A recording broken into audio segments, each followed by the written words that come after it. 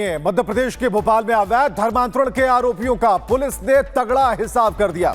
Drugs जिहाद और blackmailing मामले में गिरफ्तार आरोपी शाहवर अहमद का पुलिस ने सड़क पर जुलूस निकाला।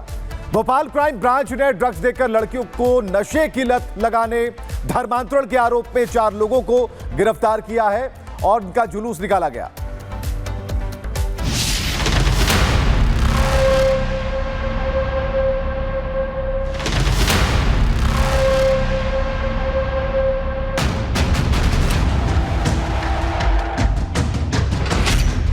भोपाल में लव जिहाद ड्रग्स,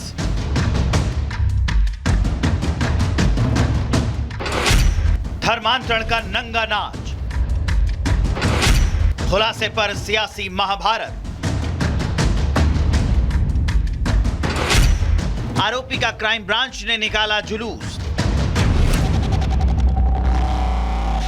उत्तर प्रदेश के बलरामपुर के छांगुर, आगरा का अब्दुल रहमान के धर्मांतरण का मामला कोई पहला मामला नहीं था और न ही ये कोई अंतिम मामला है। देश के तमाम कोनों में ऐसे ही धर्मांतरण के मामले सामने आ रहे हैं।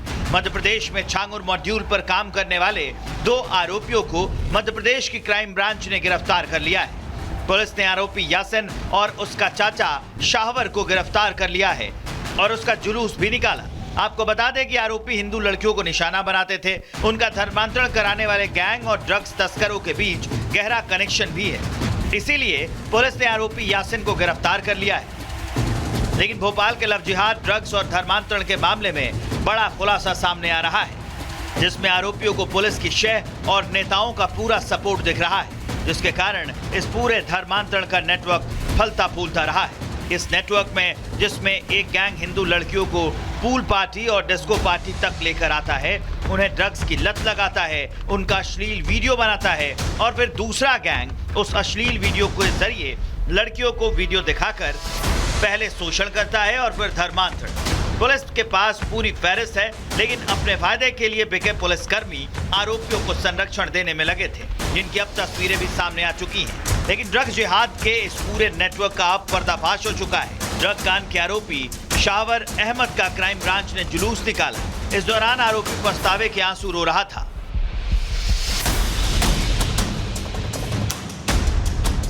साथ ही पुलिस ने आरोपी के घर की भी जांच की। इस दौरान पुलिस को एक पिस्तौल भी मिली है और माना जा रहा है कि ये वही पिस्तौल है जिससे आरोपी शाहवर लड़कियों को धमकाने का काम करता था। पुलिस को आरोपी के पास से मोबाइल भी मिला है, जिसमें लड़कियों के शारीरिक शोषण का वीडियो, मारपीट का वीडियो, ड्रग के कनेक्शन के सबूत मिले हैं। आरोपी शाहवर इसी का डर दिखाकर लड़कियों के जिस्मों को नोचने का काम करता था। लेकिन भोपाल की क्राइम ब्रांच ने आरोपी शाहवर के जुलूस को निकालकर इस बात का संदेश दे दिया है कि आरोपी कोई भी हो, आरोपी कितना भी रसूखदार क्यों न हो, उसका अंत जेल की 4 दीवारी में होता है। पुलिस ने अभी तक 4 आरोपियों को गिरफ्तार किया है, लेकिन पुलिस की कार्रवाई अभी भी जारी। उम्मीद है कि अभी कई और आरोपी सलाखों के पीछे जाएंगे।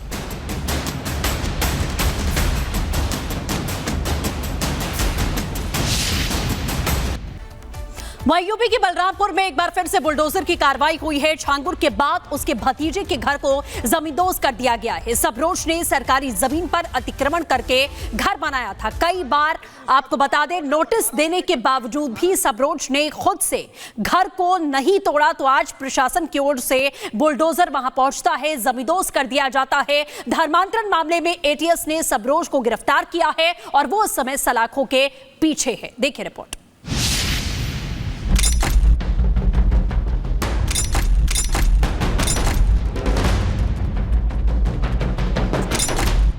मिट्टी में मिला अवैध अड्डा, भारी संख्या में पुलिस बल तैनात, ड्रोन से निगरानी, सबरोज का घर जमींदोज। धर्मांतरण गिरोह चलाने वाले छांगुर बाबा और उसके परिजनों पर सरकार का ताबड़तोड़ एक्शन जारी है। बलरामपुर में एक बार फिर बुलडोजर गरजा है। इस बार निशाना बना जेल में बंद सबरोज का घर। सबरोज वही शख्स है जो छांगुर का करीबी बताया जाता है। रेरा माफी गांव में बने इस अवैध निर्माण को प्रशासन ने ध्वस्त कर दिया। बुलडोजर कार्रवाई के दौरान भारी संख्या में पुलिस बल तैनात रहे ताकि किसी भी तरह का माहौल ना बिगड़े। यहां तक कि ड्रोन से भी निगरानी की गई। लंबे अरसे के बाद छांगुर का घर आलीशान महल गिराने के बाद लगभग 18 दिन के बाद यह कार्रवाई बलरामपुर में दोबारा देखी जा रही है। देख सकते हैं जहां पर छांगुर का पुराना आवास था उसके बगल में ही ये सबरोज का घर है। आप देख सकते हैं किस तरह से यहां पर ध्वस्तीकरण की कार्रवाई जारी है। बुलडोजर यहां पर कार्रवाई कर रहा है। तहसील प्रशासन के यहां पर अधिकारी भी हैं, यहां पर सीओ हैं, यहां पर उत्तर प्रदेश उत्तरौला की पुलिस है, पीएसी है, तमाम यहां पर लोग भी इकट्ठा हुए हैं। तो आप देख सकते हैं कि लगभग आधे घंटे के अंदर यह जो मकान है इसको पूरी तरह से जमींदोज कर दिया गया, मिट्टी में मिला दिया गया। कार्रवाई से पहले पूरी कानूनी प्रक्रिया अपनाई गई, मुनादी हुई, नोटिस चस्पा हुआ, लेकिन जब अवैध कब्जा न हटा तो आखिरकार प्रशासन ने सबरोज के अवैध आलीशान ठिकाने को पल भर में जमींदोज कर दिया। देखिए, सरकारी भूमि पे अगर कोई कब्जा करेगा और विधि अनुकूल अगर हमने नोटिस दी है और समयबद्ध तरीके से हमने पूरा मौका दिया, उसके बाद नहीं है सरकारी भूमि तो निश्चित तौर पे सरकारी व्यय पे इसका डिमोलिश तो किया जाएगा। देखिए, इसमें लगातार जांच हो रही है। जांच एक लंबी और सतत प्रक्रिया है। सतत प्रक्रिया में जो भी अवैधानिक रूप से कार्य करता हुआ पाया जाएगा, निश्चित तौर पर कार्रवाई होगी। बीते दिनों छांगुर के अवैध ठिकानों पर बुलडोजर गरजा था और अब उसके करीबी सबरोज की बारी थी। Bureau report, Republic Bharat. और भगवान श्री राम की नगरी अयोध्या में मानवता को शर्मसार कर देने वाली घटना सामने आई। यहां एक बुजुर्ग महिला को ई रिक्शा सवार कुछ लोगों ने एक लावारिस की तरह सड़क के किनारे फेंक दिया और जानकारी के मुताबिक महिला के गले पर चोट के निशान थे और वो कैंसर से पीड़ित थी। रिपोर्ट देखिएगा।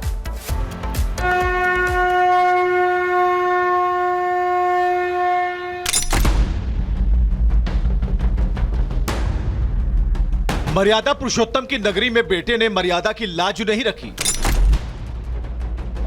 राम की नगरी में बेटे ने मां की ममता को असंवेदनशीलता से कुचल डाला। बेटे ने बुजुर्ग मां को कूड़े की तरह सड़क पर फेंक दिया।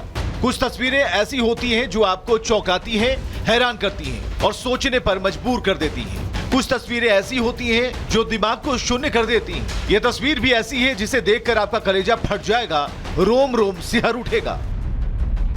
जिंदगी के आखिरी पड़ाव में गंभीर बीमारी से जूझ रही इन बुजुर्ग महिला को उनके ही बच्चों ने घर से निकाल दिया, ई रिक्शा से लेकर गए और सड़क किनारे लावारिश की तरफ फेंक दिया। बुजुर्ग को कंबल उड़ाने के बाद ई रिक्शा में सवार होकर उनके बच्चे और साथ आई महिला फरार हो गई। देखिए किस तरह से एक लड़का और लड़की इस बुजुर्ग महिला को ई रिक्शा से उतारते हैं और उसे लावारिश की तरह सड़क के किनारे छोड़ देते हैं। शायद इन तीनों को इस बात का बिल्कुल भी अंदाजा नहीं था कि उनकी ये संवेदनहीनता सीसीटीवी में कैद हो रही है।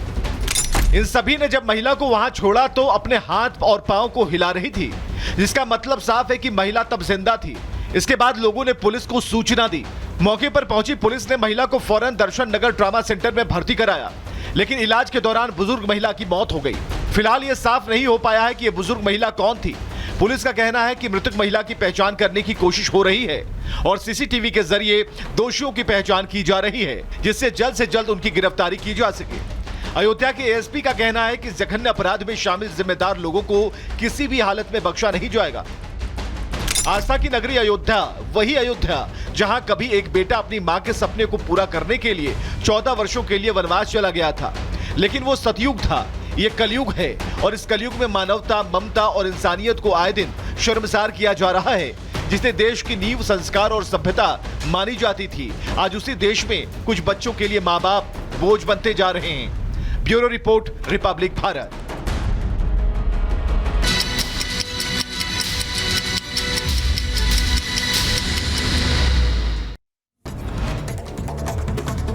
मथुरा में अनिरुद्धाचार्य के बयान के खिलाफ महिलाओं ने किया कलेक्ट्रेट पर जोरदार प्रदर्शन। महिला अधिवक्ताओं ने बार एसोसिएशन परिसर में लगाए नारे, अनिरुद्धाचार्य से माफी मांगने की अपील की। गाजियाबाद में 2 मुस्लिम युवतियां बनी हिंदू, मंत्रोच्चार के साथ में अपनाया सनातन धर्म। सोनिया खान बनी सोनिया चौधरी, कहा सनातन धर्म में हम सुरक्षित हैं। गाजियाबाद में खुशबू खान बनी खुशबू साहू, मुस्लिम पति यूसुफ से तलाक के बाद अपनाया सनातन धर्म। पति पर लगाया अत्याचार, बेटी से नफरत, बुरखे में कैद रखने और मारपीट के आरोप। बलरामपुर के उतरौला में सबरोज के घर पर गरजे बुलडोजर, मौके पर भारी पुलिस फोर्स की तैनाती की गई। सबरोज फिलहाल जेल में बंद है। झालावाड़ हादसे के एक दिन बाद वसुंधरा राजे ने किया घटनास्थल का दौरा, अफसरों से ली मामले की जानकारी, सवालों से बचती नजर आई। राजस्थान के झालावाड़ में पिपलोदी स्कूल में छत गिरने से 7 बच्चों की मौत। मृतकों के परिजनों ने अंतिम संस्कार किया। सरकारी अफसर मौके पर मौजूद रहे। केदारनाथ यात्रा मार्ग पर सोनप्रयाग के पास भूस्खलन, गौरीकुंड में यात्रा अस्थायी रूप से रोकी गई। एसडीआरएफ ने 100 यात्रियों को सुरक्षित निकाला। रुद्रप्रयाग में बादल फटने से तबाही, भारी बारिश से सड़कों पर गिरा मलबा, कई गाड़ियों को पहुंचा नुकसान। महाराष्ट्र के विदर्भ में अचानक आई बाढ़ में ट्रैक्टर सवार 4 लोग, गांव के लोगों ने लहरों के बीच में फंसे लोगों को बचाया। रस्सी की मदद से सभी को निकाला बाहर। बलिया में गंगा नदी के कटान ने बढ़ाई मुसीबत, कई लोगों का घर ढह गया। अब तक करीब 10 मकान नदी में विलीन हो चुके हैं।